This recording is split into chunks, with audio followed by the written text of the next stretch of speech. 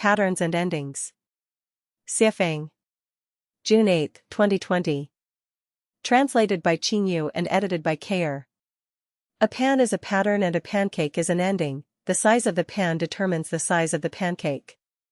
A puddle of water is a pattern and the fish in it are an ending. The depth and width of the water decides the size and quantity of the fish.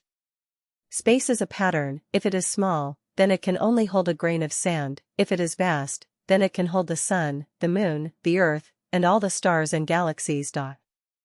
If a shepherd is jealous of another shepherd who has more sheep than he does, then he will never be more than a shepherd.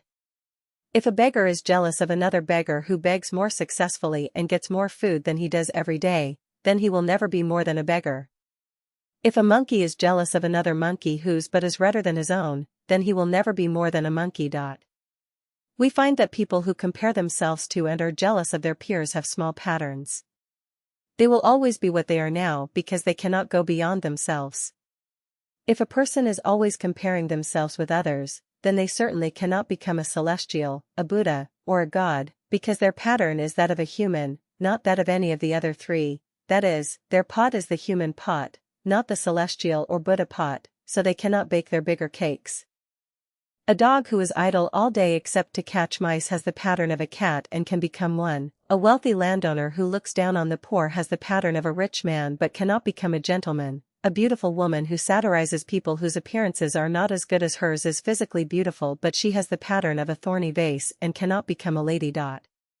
It can be seen from this that those who look down upon and attack people who are less advantaged than they are, generally have very small patterns. Therefore, those who look down upon and bully beggars and peasants in this world have small patterns and small futures. Those who challenge lions and those who challenge mice have different patterns and different endings. Those who challenge an emperor may become an emperor, but those who challenge a beggar can only become a beggar. There is an old saying that peers are enemies. In fact, those who regard peers as enemies do so because their patterns are small. The competition between peers is the cruelest in market competition. Sheep are not satisfied with goats farting, but they are all sheep and they are peers.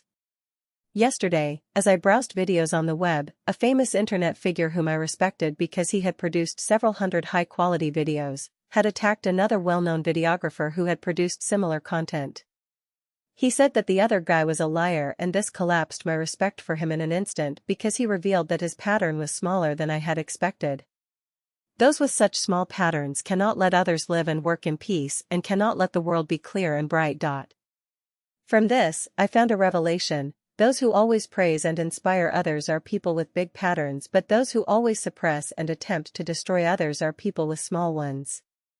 Those who have really big patterns acknowledge and praise their opponents, and those who praise their enemies have limitless patterns.